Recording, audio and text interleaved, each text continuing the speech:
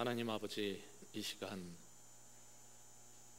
부활하신 주님을 예배하고 또 하나님의 생명의 말씀을 듣기 원합니다. 주께서 친히 말씀해 주시고 이 말씀 가운데 주의 살아계심을 경험하는 귀한 예배의 시간이 되게 하여 주시옵소서. 예수 그리스도 이름으로 기도합니다. 아멘. 이 부활절 아침에 오다가 보니까 여기저기 연등이 많이 걸려 있더라고요.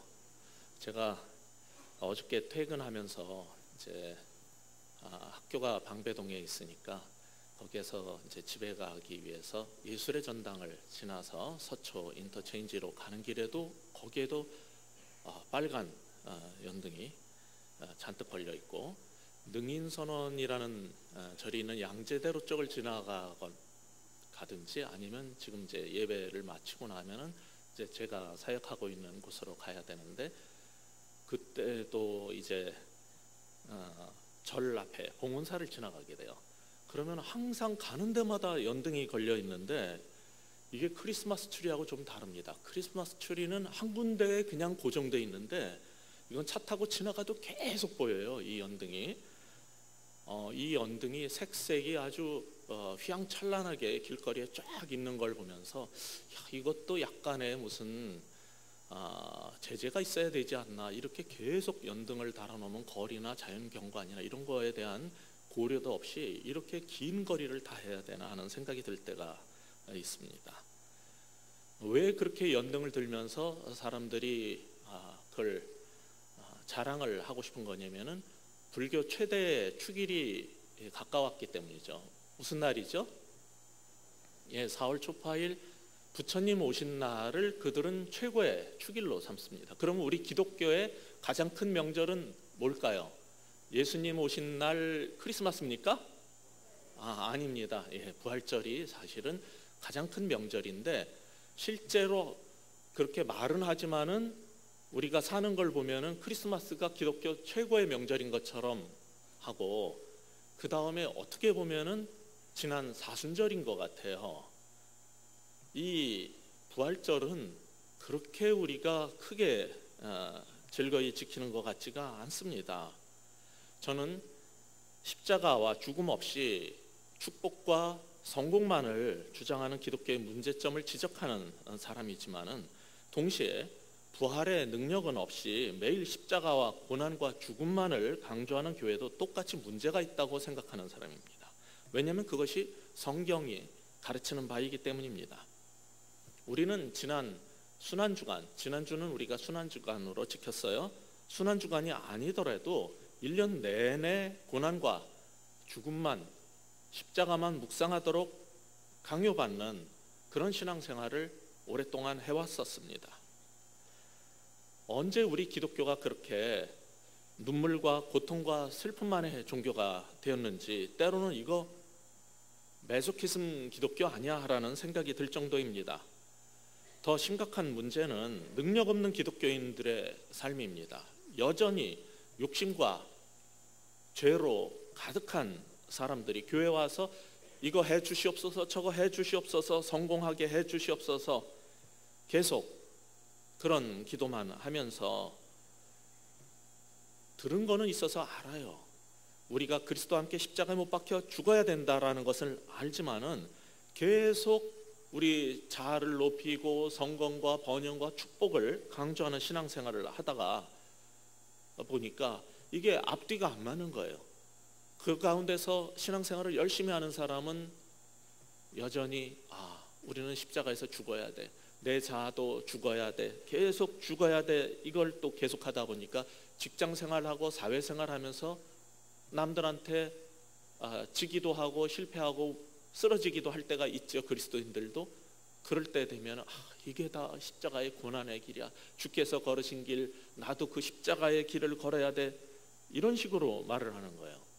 그들에게는 이것을 어떻게 일어나서 승리해야 되는지 거기에 대한 인식이 있다고 느껴지기보다는 마치 잘 길들여진 애완견처럼 누가 짓밟고 힘들게 하면은 계속 밟히고 눌리고, 그것이 마치 우리 기독교인의 신앙생활인 순환과 고통의 십자가의 길이 본질인 것처럼 느끼게 이제 되어간 거예요. 그러니까 그리스도의 능력으로 정말 이 험한 세상을 믿음으로 이기고 나오는 그러한 신앙생활은 점점 문외한이 돼가고 어떻게 하는 건지를 잘 모르겠는 거죠. 점점 한국 기독교인들은 무기력해지고 있는 것 같다는 생각이 듭니다. 조금 전에 언급했듯이 매년 순환주간이면은 자발적으로 예수님의 순환을 체험하면서 자신의 그 경건성을, 뜨거운 신앙을 확인해 보려는 사람들이 있습니다. 금년에도 어떤 신학대학원의 학생들과 교수님들은 교문부터 채플까지 십자가, 커다란 십자가를 만들어서 같이 지고 가는 행사를 했습니다. 다른 나라를 보면 특히 가톨릭 국가에서 이런 거를 굉장히 많이 하고 있는데, 해외 토픽에 이제 오늘 부활절 지나고 나면 또 그런 게 나올 겁니다. 필리핀 같은 경우 보면은 가시로 만든 관을 머리에 일부러 세게 눌러가지고 피를 흘려서 피가 철철 나게 하는 사람도 있고, 또 일부러 채찍질을 당해가지고 온몸에 피를 흘림으로써 자신의 경건성을 증명하려는 사람들이 있습니다. 2009년에 호주의 존 마이클이라는 사람은 필리핀에 가서 십자가의 그 고난에 참여하겠다고 실제 나무 십자가에 진짜로 손과 발에 못을 박히는 그런 일을 한 사람이 있습니다. 저는 그런 걸 볼 때마다 주께서 우리가 이렇게 가시관을 쓰고 피도 흘려보고 못도 박혀보고 십자가를 져보고 하는 것을 기뻐하신다면은 나도 그렇게 해야 되지 않나 하는 생각이 듭니다. 그러나 제가 아는 성경에 하나님의 마음은 그것이 아닙니다. 만일 그게 주께서 원하시는 순환주간에 우리가 겪어야 될 일의 전부가 아니라면은 주님은 우리에게 도대체 뭘 기대하시는 걸까요? 이처럼 십자가를 강조하고 십자가의 고난에 동참하는 것이 신앙의 본질이라고 생각하게 된 것은 우리 구원의 교리하고 관계가 있습니다. 우리 죄사함의 근거가 무엇이냐고 물으면은 당연히 대부분의 그리스도인들은 그리스도의 십자가의 죽음이라고 대답할 것입니다. 그런데 우리가 조금 전에 읽었던 고린도전서 본문 15장 17절을 보면은 뭐라고 되어 있습니까? 여러분 15장 17절 한 목소리로 다시 한번 읽었으면 좋겠습니다. 시작. 그리스도께서 다시 살아나신 일이 없으면 너희의 믿음도 헛되고 너희가 여전히 죄 가운데 있을 것이고, 여기에서 강조하는 것은 그리스도의 부활이 없다면 우리는 여전히 그냥 예수님을 믿어도, 십자가에서 돌아가신 예수님을 믿어도 우리는 여전히 죄 가운데 있을 거라고 가르치고 있습니다. 즉 본문의 가르침은 뭐냐면은 우리 죄사함과 구원의 근거에는 십자가의 죽음만 있는 게 아니라 뭐가 있다고요? 부활이 있어야 한다는 겁니다. 기독교에 대한 이러한 이해가 분명하다면은 우리의 복음 전도에 있어서 강조점도 달라졌을 겁니다. 12절을 보시면 사도가 전파한 복음처럼 우리가 전도할 때 어떻게 전도해야 됩니까? 그리스도께서 죽은 자 가운데서 다시 살아나셨다, 이렇게 전파해야 됩니다. 여기서 중요한 것은 복음 전도의 핵심은 우리 죄를 위해서 그리스도께서 십자가에서 돌아가셨다가 다가 아니라 그가 다시 살아나셨음을 전해야 한다는 것입니다. 그렇다면은 우리 죄를 위한 그리스도의 죽음만 전한다는 것은 반쪽 복음이라는 얘기입니다. 그런데 너무 오랫동안 우리는 십자가의 죽음만을 이야기해 왔습니다. 그리고 부활절 되면 잠깐 얘기하다가 맙니다. 이처럼 복음에는 그리스도 예수님의 십자가의 죽음과 부활, 이 두 가지가 다 중요하단 말입니다. 그중 하나만, 즉 죽음만 중요한 게 아니라는 것이 성경이 가르치는 바입니다.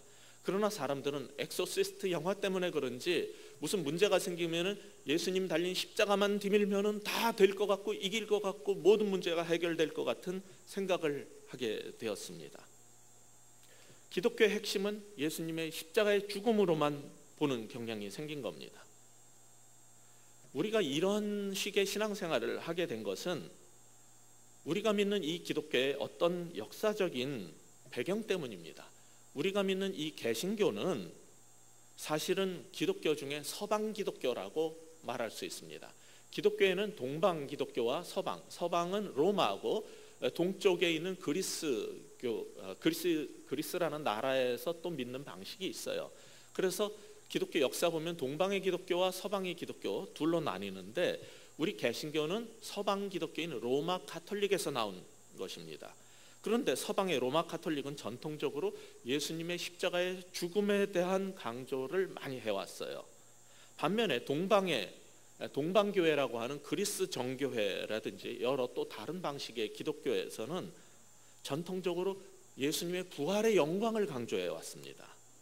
여러분이 유럽에 가셔서 오래된 성당을 보시든지 유물을 보시든지 바티칸에 가서 보시면은 조각품이나 모든 것들이 십자가에 처형된 예수님 상을 주로 많이 보실 것입니다. 그런데 여러분이 터키 여행을 가시면은 거기에 이스탄불이라는 데 성 소피아 사원을 가실 거예요.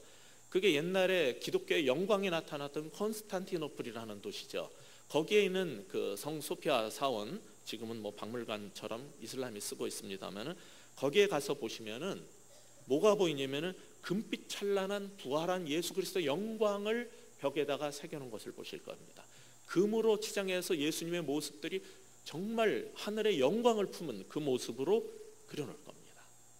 동방교회는 항상 부활하신 그리스도와 재림하실 그리스도의 영광의 모습을 많이 묵상하고 강조를 했지만은 로마 가톨릭으로부터 시작된 서방교회는 그리스도의 십자가의 죽음을 더 많이 묵상해 왔단 말입니다. 이제 예수님께서 돌아가시고 부활하셔서 승천하신 지 2000년의 시간이 흘렀습니다.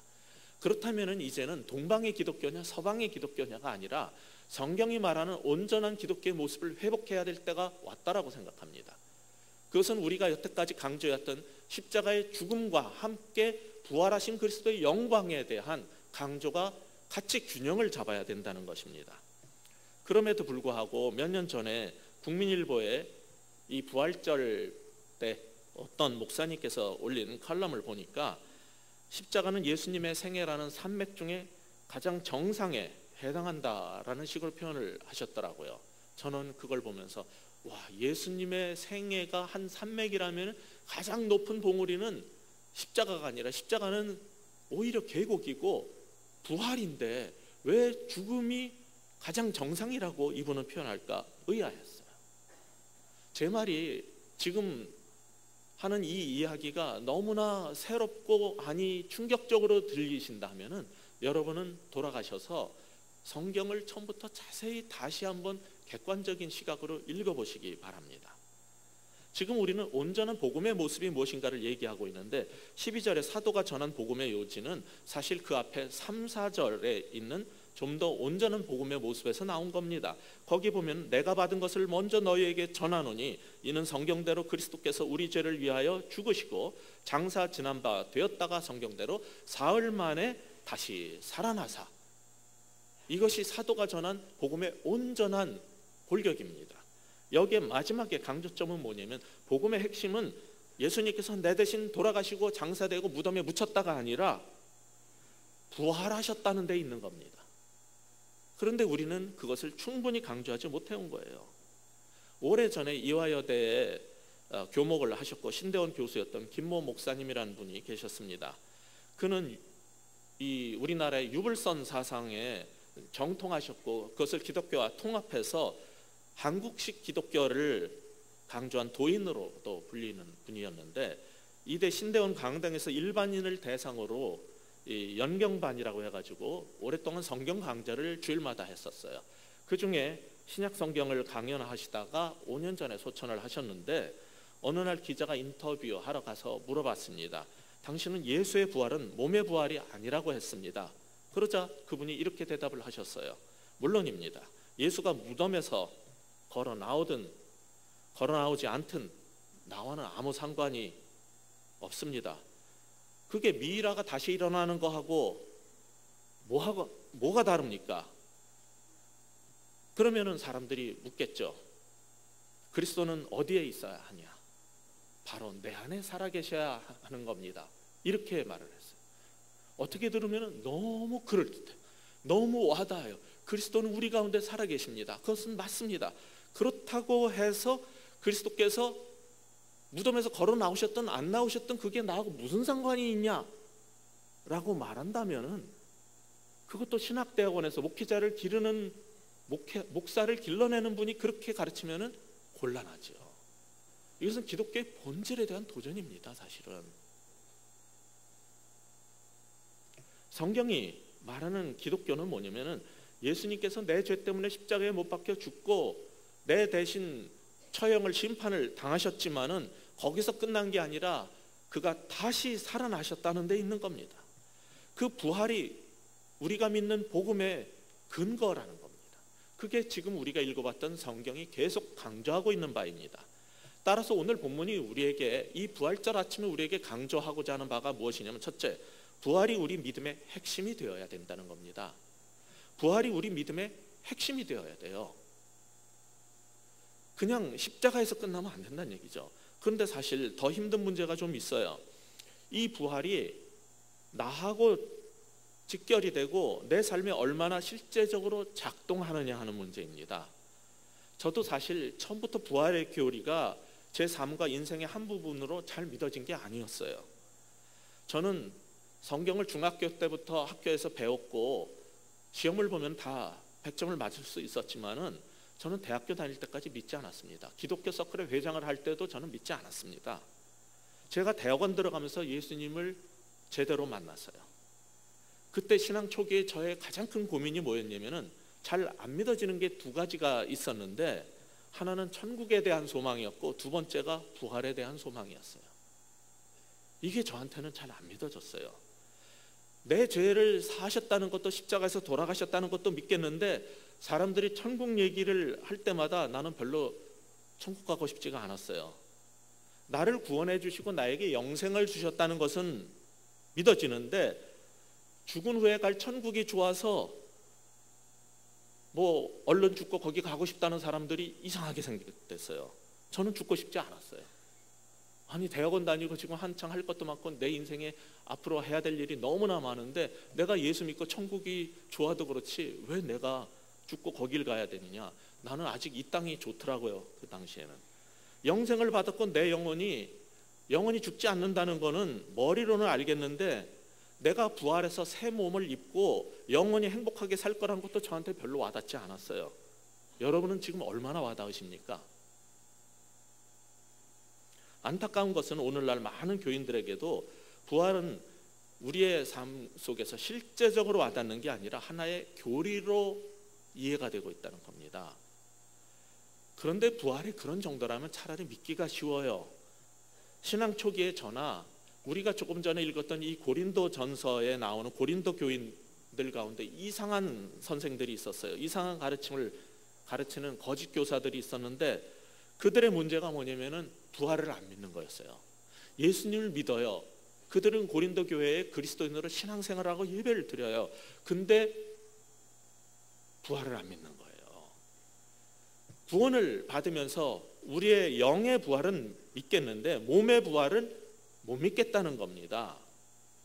그들에게 사도 바울이 성경적 신앙의 본질이 무엇인지를 가르치는 게 이 고린도전서 15장입니다. 제가 볼 때는 제가 만난 많은 현대 기독교인들도 교회 다니는 사람들도 비슷합니다. 여러분은 혹시 안 그렇습니까?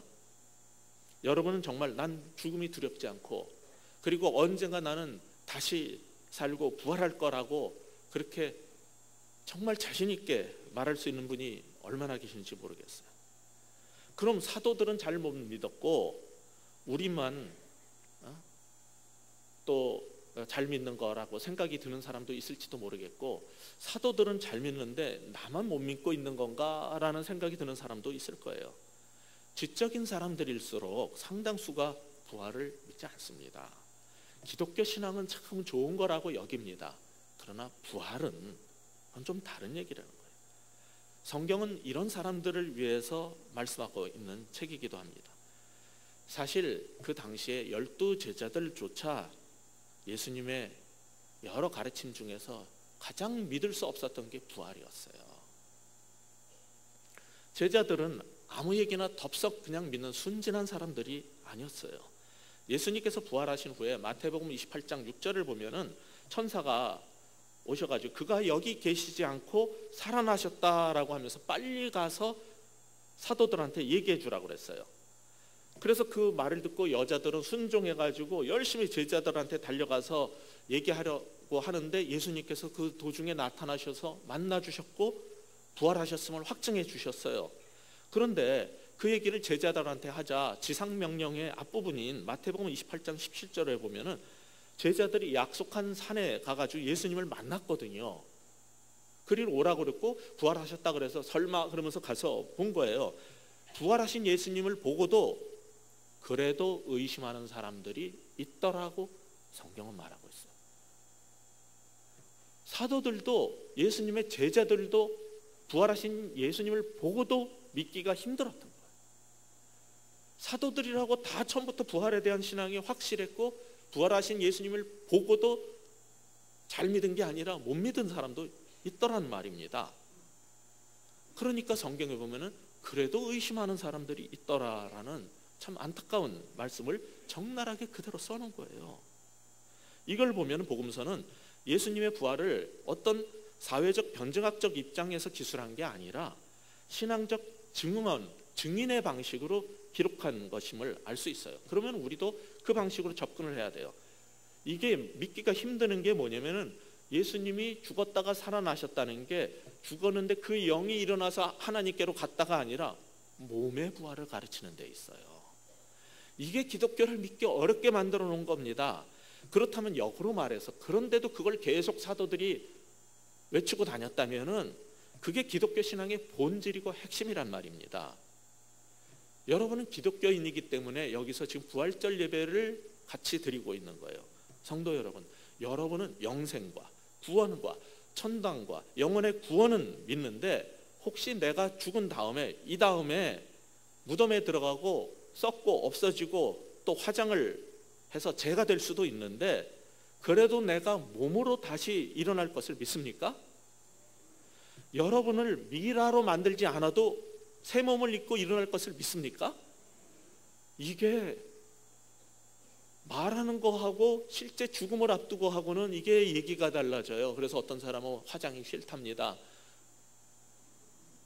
그러면은 화장을 안 하면은 미라를 안 만들어 놓으면은 잘 보존이 되다가 부활을 합니까? 다 썩어요. 그게 너무 싫고 그래서 죽는 게 싫은 사람도 있는 거예요. 교회를 잘 다니다가도 죽을 때 돼서 거의 못 가시는 분이 있어요. 어떻게든 안 죽어보려고 몸부림치는 사람들도 있잖아요. 사실 이런 거를 전한다는 것은 참 기독교를 믿기 힘들고 세계적인 종교로 발전시키기 어렵게 만든 요소입니다. 1세기 그리스 로마 문화에서는 사실 육체를 무시하고 영적 측면만을 강조해 왔었어요. 그 당시에 이원론이라든가 영지주의자들은 그런 사고를 많이 가졌어요. 이 죄된 육체를 어떻게든지 극복하고 매우 쳐서 그리고 영혼의 고결함을 얻어야 된다는 생각이 많았어요. 그 당시에도 그래서 몸의 부활을 믿는다는 것은 어려운 얘기였어요. 지금 21세기에는 과학이 발달을 했고 계몽주의와 인간 이해와 이성에 대한 것들이 발전한 이 시대에서 똑같이 초자연적인 몸의 부활을 믿는다는 것은 굉장히 어려운 얘기예요. 예수님 잘 믿으면 우리 영혼이 죽어서 천당 간다는 것까지는 웬만하면 받아들일 수 있는데 교인들이 우리가 몸으로 다시 부활할 것이다 까지 믿는 사람은 한국 기독교에 퍼센트로 봐서 그렇게 많지 않습니다. 정말 부활이 이렇게 영적인 측면이고 몸의 부활을 얘기하지 않는다라면은 몇 년 전에 정진석 추기경이 그런 말을 했죠. 부활절 메시지로 부활의 삶은 주님께서 가르치신 사랑으로 변화된 삶을 사는 것이다. 아니 부활이라는 게 주님의 사랑으로 변화되면은 그게 우리가 부활하는 거, 그게 부활하고 무슨 관계가 있는 거예요 도대체? 이렇게 애매하게 설명하는 교회들이 많단 말이에요. 개신교 안에도. 도울 김영옥 씨나 앞에서 언급했던 그 이대 신대원의 교수였던 그 목사님처럼 영적 부활, 영혼의 쇄신 정도로 말하면은 차라리 난데 이 성경이 말하는 것처럼 몸의 부활을 얘기하는 거는 이거는 참 힘들어요. 믿기가. 그런데 요한복음을 보면 예수님께서 부활하셔가지고 자기가 몸으로 너희들이 가현적으로 그냥 영적으로 내가 다시 살아난 걸 보는 게 아니라 이거 몸으로 다시 살아난 거다라는 걸 보여주기 위해서 같이 빵을 먹고 고기를 구워서 같이 먹습니다. 제사 드려보신 분들은 아시겠지만 제사 드릴 때는 조상신들이 와가지고 귀신들은 냄새를 맡고 가는 거지 그걸 먹어서 없애지 못해요. 예수님은 같이 진짜로 드셨어요. 그걸 통해서 예수님은 내가 몸으로 부활했다는 것을 계속 강조하려고 했던 거예요. 근데 이거를 믿기가 어렵다는 거죠. 그래서 사도행전 17장 18절에 보면은 바울은 당시 아테네에 가서 전도를 하는데 에피큐리안 철학자들하고 스토아 철학자들하고 논쟁을 합니다. 그때 웬만하면은 그냥 그들이 잘 이해할 수 있도록 설명을 하고 끝나면 좋은데 거기서 예수님과 함께 몸의 부활을 전했다는 거예요. 그게 그들에게 예수님을 믿는 데 장애물이 됐던 거예요. 그런데도 왜 바울이 몸의 부활을 가르쳤냔 말이에요. 이게 없으면 기독교는 무너지는 것이기 때문에 그런 겁니다. 기독교가 우리가 강조하는 부활이라는 것은 우리가 예수 믿고 천당 가는 게 아니라 우리 몸이 다시 살아날 걸 가르치는 거예요. 하나님은 이 세상을 창조하고 세상을 포기하지 않으십니다. 죄로 말미암아 우리가 죄로 정말 썩어 문드러지고 처벌을 받겠지만은, 죄에 대한 심판을 받겠지만은, 그리고 우리가 이 세상을 망가뜨렸지만은, 그래서 결국은 하나님께서 우리의 몸과 이 세상을 다 불로 태워서 없애버리시지만은, 요한계시록에 보시면은 새 하늘과 새 땅으로 이 세상을 회복해서 하나님께서 창조하셨던 첫 에덴 동산을 다시 회복시키겠다는 거예요. 예루살렘 성, 천국이 무엇으로 그려지는지 요한계시록을 읽어보세요. 제가 베이직 교회에서 계속 1년 넘도록 설교했던 그 요한계시록 강의 책을, 그래서 저는 제목을 뭐라고 붙였냐면은 자꾸 요한계시록을 종말, 심판에 대한 책으로 보는데 저는 계시록에서 보는 새로운 시작이라고 책 제목을 붙였어요. 계시록이 가르치는 것은 하나님이 이 세상을 창조하셔서 시작했던 창세기의 그 에덴 동산의 모습을 우리가 망쳐놨지만은 그분이 다시 회복해서 새롭게 시작하겠다는 것을 보여주는 게 계시록입니다. 이상하게 신천지나 또 많은 사람들이 말하는 것처럼 14만 4천과 666 그런 데만 빠져들면 안 됩니다. 계시록이 말하고 싶은 것은 새로 시작하겠다는 거예요. 하나님, 우리가 망쳐놨어도. 그리고 부활이라는 건 뭡니까? 하나님께서 만드신 새하늘과 새 땅에서 하나님과 함께 이 세상을 다스리기 위해서 그 에덴 동산의 그 멋진 과실나무가 영생의 나무들, 영생의 과실나무들, 그리고 이 하나님께서 창조하신 아름다운 세상을 몸으로 같이 다스리라는 거예요. 첫 에덴 동산의 그 삶을 회복시켜 놓겠다는 거예요. 그러기 위해서는 세상을, 천당은 저 하늘 위에 영적으로 어디에 가는 데가 아니라 이 땅에 만들 것이고, 하나님은 우리의 몸을 부활시켜서 새하늘과 새 땅에서 우리가 그곳에서 에덴 동산처럼 낙원에서 살게 만들어주겠다는 얘기예요. 그 전처전이 예수님의 부활입니다. 그래서 성경은 뭐라 그럽니까? 예수님이 부활의 첫 열매라는 거예요. 첫 열매라는 건 뭡니까? 나중에 열매가 많이 맺힐 거란 얘기예요. 누가 맺히는 거예요? 우리가 부활하신 예수님의 몸처럼 똑같은 몸을 입고 이 땅에서 에덴 동산에서 살게 만들어줄 거라는 거예요. 그게 성경의 가르침인데 왜 기독교를 자꾸 죽으면 내 영혼만 저 하늘 저 위에 구름 위에 어디 가는 것만 생각하십니까? 그러니까 세상을 포기하고 악의 세력들에게 계속 짓밟히기도 계속 우리는 죽어야 돼. 십자가의 죽음만이 우리의 길이야. 이것만 왜 얘기합니까? 주님은 그 모든 죄와 악과 죽음에서 우리를 일으키셨는데, 부활의 권능 속에 우리가 살기를 원하시는데 왜 우리는 오늘도 여전히 패배해야 되고 여전히 십자가를 지고 여전히 죽어야 됩니까? 예수님이 여러분을 위해서, 나를 위해서 십자가를 지고 돌아가셨다면은, 그리고 사시고 하나님께서 그것을 첫 열매로 삼아 주셨다면 우리도 부활의 권능 속에서 일어나야 되는 거예요. 근데 오늘날의 부활절은 도대체 뭐 하는 겁니까? 수많은 교회에서 수십 년간 우리가 다녔던 교회에서는 왜 이 부활의 본질이 무엇인지를, 그리고 우리의 신앙이 십자가에서 멈추지 말고 골고다 언덕에서 멈추지 말고 그 부활의 자리로 가야 된다는 것을 왜 분명하게 가르치지 않습니까? 그래서 한국 교회 교인들을 왜 맨날 세상에서 패배하게 만듭니까? 왜 맨날 비참하게 살고 맨날 무덤에서 살게 만듭니까? 주님이 그걸 정말 기뻐하실 거라고 생각하십니까? 그렇다면 부활절은 왜 두셨을까요? 뭐하러 부활절 합니까? 이처럼 기독교는 도무지 믿기 어려운 몸의 부활에 사활을 걸었습니다. 초대 그리스도인들은 이처럼 복음으로 전하기 힘든 몸의 부활에 모든 걸 걸었습니다. 그래서 핍박을 당한 겁니다. 우리 본문 14절에도 그리스도께서 만일 다시 살아나지 못하였으면 우리가 전파하는 것도 그래서 헛것이요 너희의 믿음도 헛것이라고 말씀합니다. 그리스도의 부활이 없다면 우리가 믿는다는 이 복음도 다 헛거고요, 여러분과 우리의 믿음도 다 헛거란 말입니다. 17절을 보시면 뭐라고 되어 있습니까? 그리스도께서 다시 살아나신 일이 없으면 너희 믿음도 헛되고, 그 다음에 더 중요한 말이 있어요. 너희가 여전히 죄 가운데 있을 거라. 우리 구원 없어요. 누군가가 내 대신 죽어줬을 수는 있어요. 그러나 그 죄의 문제를 해결하고 부활해서 일어나지 않았다면, 부활이 없다면 우리는 그리스도와 함께 여전히 죄 가운데 있는 거예요. 그러면 우리 죄를 사하시고 우리를 구원하기 위해서 하신 게 뭐냐면 부활이란 말이에요. 그러니까 만약에 이게 그리스도 안에서 부활이 없이 죽음만, 십자가만 있다면은 18절에 뭐라 그러냐면은 그리스도 안에서 잠자는 자도 다 망한 거래요. 그건 사기란 얘기예요.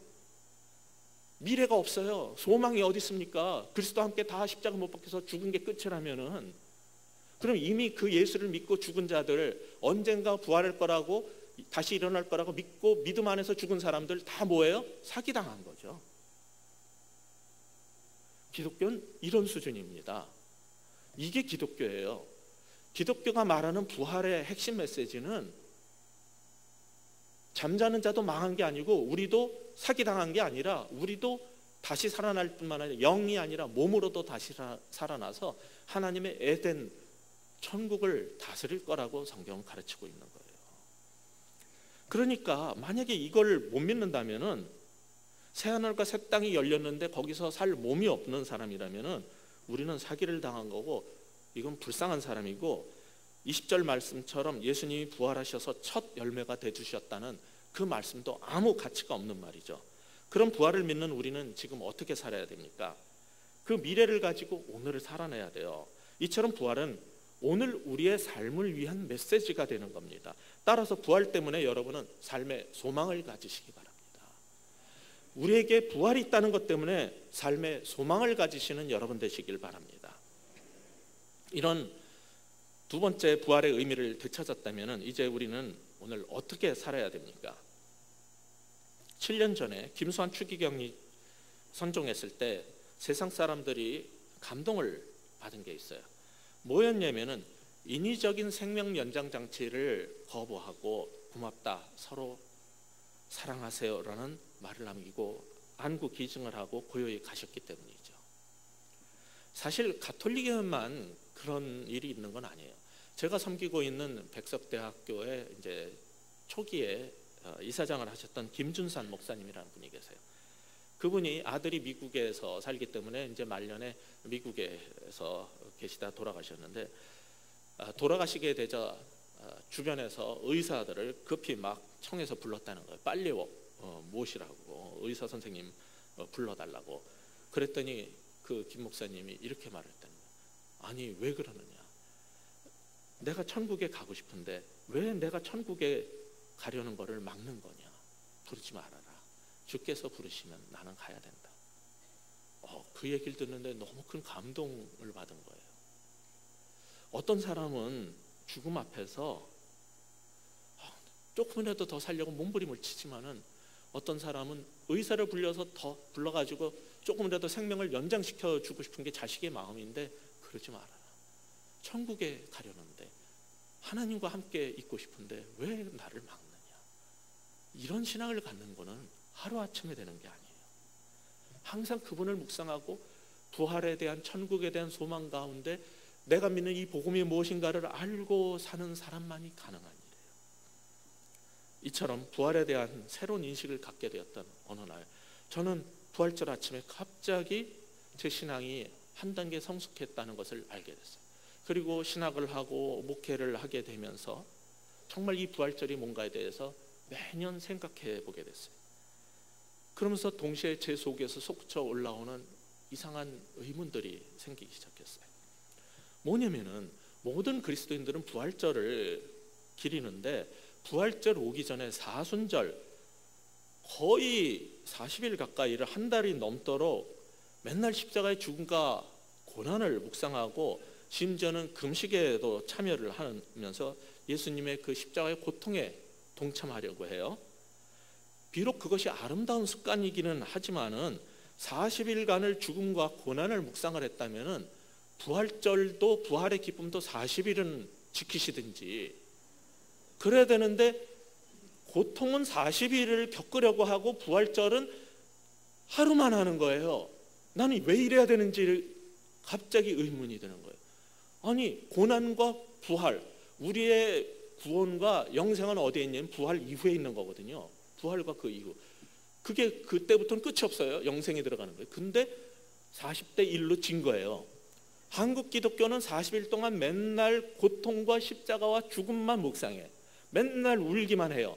그리고 부활은 하루, 솔직히 말해서 하루도 아니지, 예배드리는 1시간이죠 40대 1 정도가 아닌 거예요. 이제 보세요. 내일부터 한국교회는요 전부 다시 십자가를 묵상하고 고난과 죽음을 또 묵상할 거예요. 364대 1입니다 사실. 어떻게 기독교가 이렇게 바뀌었냐 말이에요. 저는 이게 너무 원통한 거예요. 왜냐하면 내가 아는 하나님의 말씀과 성경의 가르침과 복음의 본질과 우리 신앙의 모든 것이 걸려있는 게 부활이라면 적어도 40대 1은 이겨야죠. 364대 1이 아니라 정말 3일 정도 십자가에 달려 그 고통받던 그 시간을 묵상하면 좋아. 근데 40일 정도는 부활을 하셔야죠. 아니 362일 정도는 부활로 살아야 되는 거예요. 3일은 십자가의 고난을 묵상해도. 근데 왜 거꾸로 사십니까? 저는 이게 갑자기 너무 억울한 거예요. 너무 원통하고, 왜 한국교회를 누가 이렇게 만들어 놨는가? 왜 한국교회 교인들은 맨날 패배자가 되고 비실비실하고 살게, 그리고도 맨날 주께서 걸으신 이 십자가의 고난의 길 나도 당하리 이것만 하면서 사는가? 도대체 누가 한국 기독교를 이렇게 만들어 놨는가?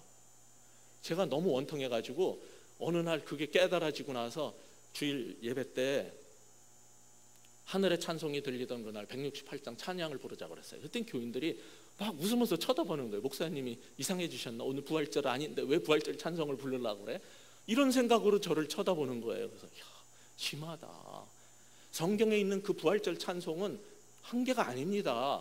굉장히 많거든요.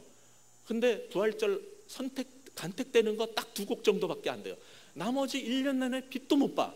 부활절 찬송은 하나도 안 불러요. 십자가 찬송은, 고난의 십자가는 맨날 불러요. 찬송가도 억울해요. 에? 이건 정말 아닌 것 같아요. 어떻게 우리는 왜 이러고 살아야 되는가? 14절에서 부활이 없다면은 이거 헛된 믿음이라고 단언하고 있는데, 성경은 우리는 왜 이렇게 속빈 강정 같은 신앙생활을 하고 속이 제대로 찬 정말 이 부활의 권능으로 다시 생명을 얻은 사람들의 삶을 사는 그런 신앙생활을 하지 못하는 건가? 이게 너무 억울한 거예요. 따라서 오늘 본문이 우리에게 주고자 하는 마지막 교훈은 뭐냐면은 부활 때문에 오늘의 삶에 승리의 능력이 있어야 된다는 거예요. 우리 그리스도인들의 삶에 이 부활 때문에 매일매일 사는 이 삶에 승리의 능력이 나타나야 되는 겁니다. 그러므로 여러분, 고난과 죽음만 묵상하지 마시고 슬픔에 잠겨서 살지 마시고 이제는 무덤에서 일어나는 부활의 권능으로 가득한 삶을 사시라는 겁니다.